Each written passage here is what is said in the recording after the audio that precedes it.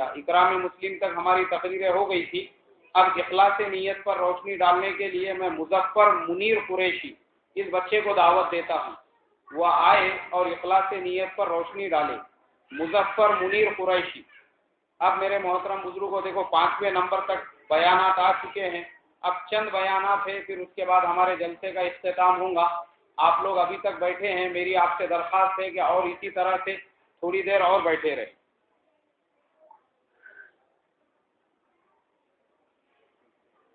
السلام علیکم ورحمۃ اللہ وبرکاتہ. بسم اللہ الرحمن الرحیم. نحمده ونصلی علی رسوله الکریم. اما بعد. قال اللہ تبارک و تعالی، جہاں رہے گا وہاں روشنی پھیلائے گا، جہاں رہے گا وہاں روشنی پھیلائے گا.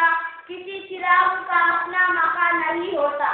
جناب صدر جلسہ، محترم مہمان اکرام اور میرے بھائیوں، بزرگوں اور دوستوں، اللہ تبارک و تعالی نے ہم تمام کو صرف اور صرف اپنی عبادت کے لیے پیدا کیا ہے.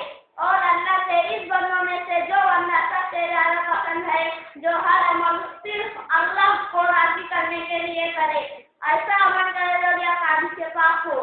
رسول اللہ صلی اللہ علیہ وسلم نے ارشاد فرمایا ہے کہ مخلصین ہدایت کا چراغ ہے، اور جو آدمی کوئی بھی کام ریا کاری کے لیے کرتا ہے، اس کا وہ کام قیامت کے دن اس کے منہ پر مانگا جائے گا.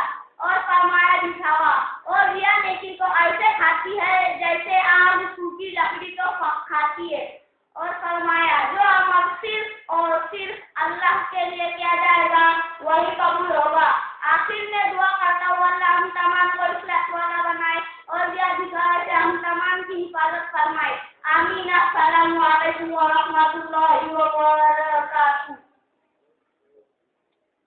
ماشاء اللہ، یہ ہمارے مدرسے کے طالب علم تھے مظفر منیر قریشی.